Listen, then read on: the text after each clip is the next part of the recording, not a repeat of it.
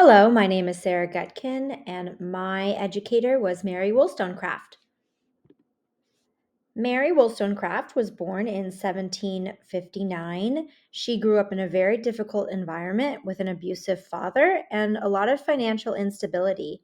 These challenges are what partially fueled her desire for independence and shaped her feminist views.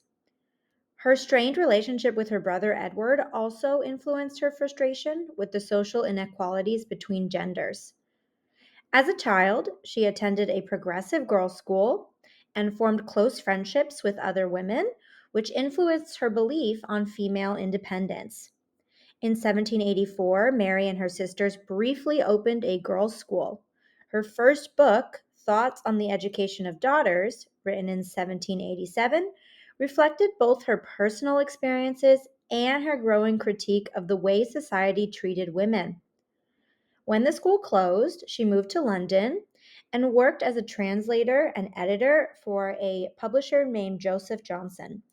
Over weekly dinners, she met and mingled with other intellectuals like Thomas Paine and William Goodwin, her future husband.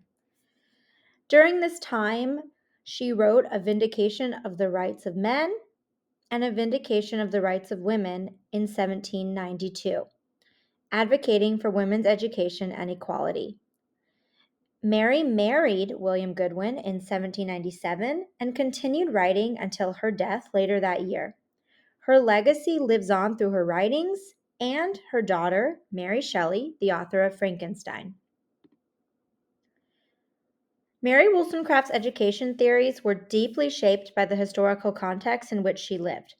One major source of inspiration was the American and French Revolutions, their focus on liberty, equality, and justice.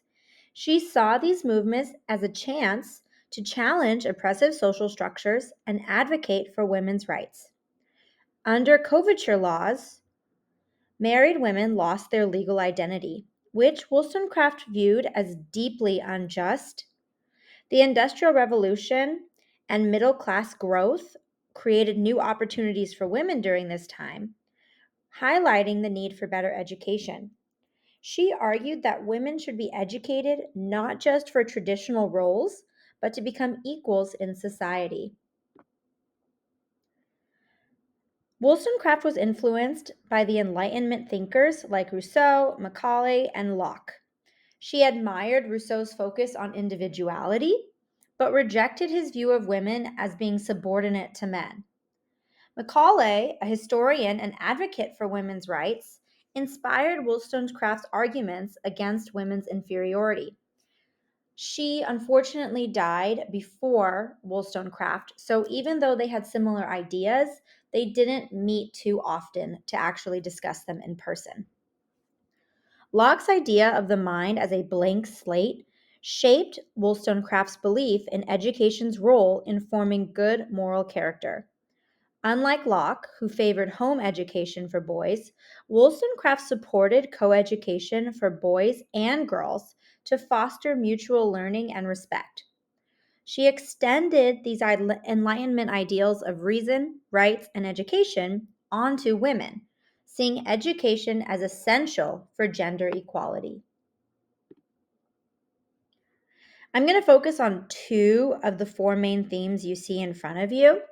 But in general, Wollstonecraft's education philosophy can be broken into four ideas. So we have education as moral and social growth. We see her challenging traditional institutions during this time, such as coverture laws. Gender equality in education and society is a real big point for her. And then finally, she believed that education, coeducation, really would create an overall liberated and happier society. So, starting with the call for education as a means for moral and social growth, that's our first main theme. And in original stories from real life, Wollstonecraft explored moral education through the character of Mrs. Mason, a governess who teaches her students to think critically and act responsibly. These stories highlighted her belief that moral strength and rationality are best developed through thoughtful guidance by an instructor as opposed to indulgence or fear. Wollstonecraft's emphasis on teaching through real life examples and meaningful activities was ahead of its time, and it stood in stark contrast to the rigid, superficial education often provided to children during this time. Like Rousseau, she believed that children needed to engage with their senses and surroundings to develop a deep understanding of the world. Rousseau called this a natural education. Virtues like compassion and charity, she argued, could be taught and should be encouraged, such as encouraging care for others, including animals and those who are less fortunate. By focusing on active learning rather than simple memorization, Wollstonecraft aimed to prepare children to think critically and act ethically, setting them up to contribute meaningfully to society. Wollstonecraft's feminist ideas were most fully expressed in A Vindication of the Rights of Women. She strongly opposed the gendered assumptions of her time, particularly those of thinkers like Rousseau. In his work, Emile, Rousseau argued that women should be educated to please and support men, focusing on their beauty and charm to tame male impulses. He believed that women's roles were biologically determined and could not be changed.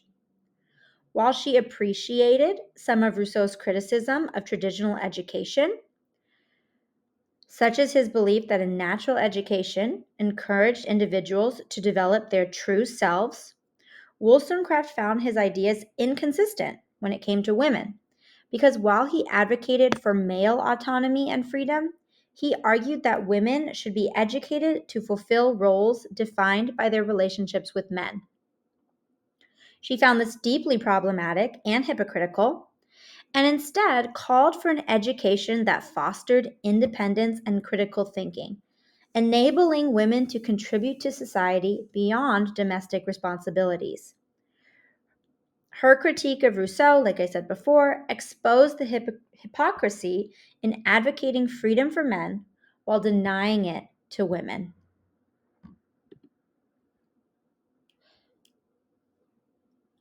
One of the things that Wollstonecraft called for was a national education. This was partly born out of the ideas of the revolutions currently taking place. And so she proposed free coeducational day schools for children aged 5 to 9, open to all social classes. The curriculum included reading, writing, arithmetic, science, history, and politics, taught through interactive discussions led by qualified individuals. She believed in peer based discipline to promote fairness and avoid harsh punishments. This really came from the idea that she didn't want students to be forced into doing things based on fear. There was also a lot of narratives coming out of boarding schools where children were set up to harm or hurt others. Like there was a big social imbalance. And so she really believed that having peers monitor each other would teach them how to be fair and to avoid these authoritarian tendencies of both students and masters. Um, Physical activity and play were key, with outdoor spaces and gymnastics included. After age 9, students would be divided into vocational or academic tracks. However, she supported equal opportunities for talented girls in advanced subjects. So this is one of the critiques, is that while it was open for all classes for the 4 years, she did really only focus on higher education for higher social classes of women.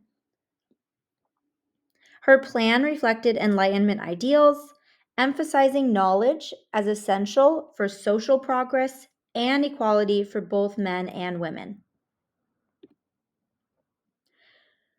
Unfortunately, Wollstonecraft faced very little support from intellectuals during her lifetime, and her work was overshadowed by her personal life.